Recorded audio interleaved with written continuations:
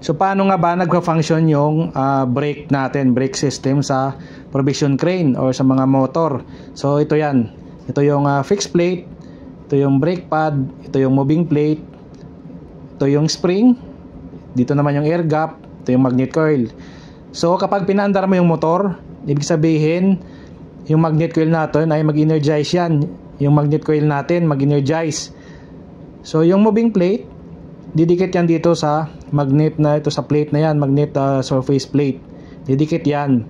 So pag dumikit na yan dyan, yung brake natin dito ay malilibre yan. So kaya yung motor natin ay iikot kasi libre na siya. Ngayon pag pinara naman natin, stop, ito yung spring, tutulak itong moving plate. Tutulak yan doon.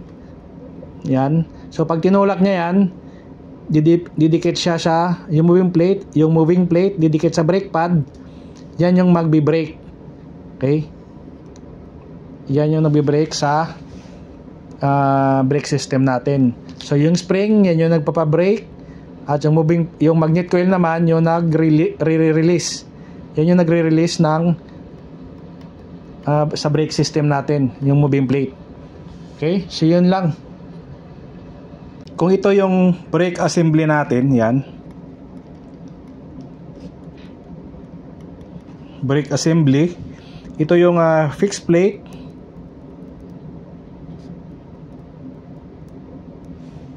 At ito naman yung brake pad natin or brake lining.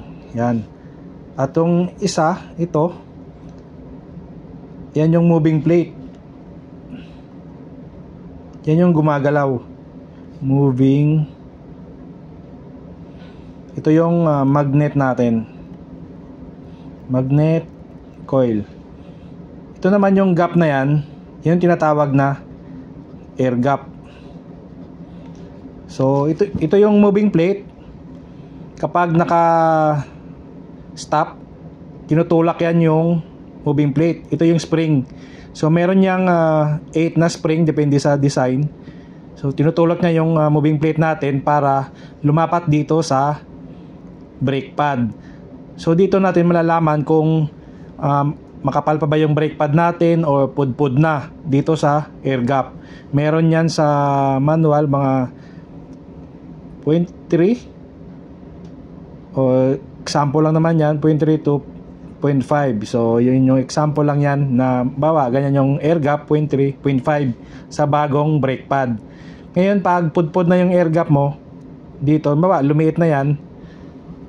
So kung bawa na lumiit na kalahati, so ibig sabihin yung moving plate nag-move yan doon sa sa brake pad. Ibig sabihin lumaki yung awang dito, yung gap. So yung air gap dyan lalaki.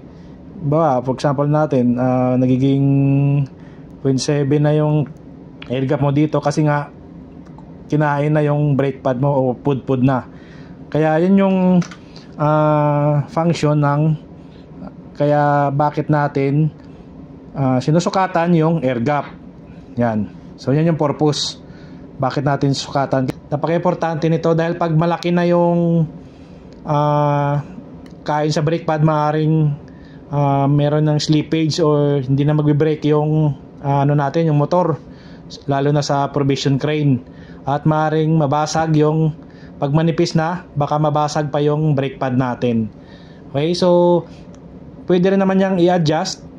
Bawa lumaki na yung gap, pwede pa yang ma-adjust, pero may maximum adjustment lang yan. Kapag hindi na kaya sa adjustment, kailangan na talagang palitan yung brake pad.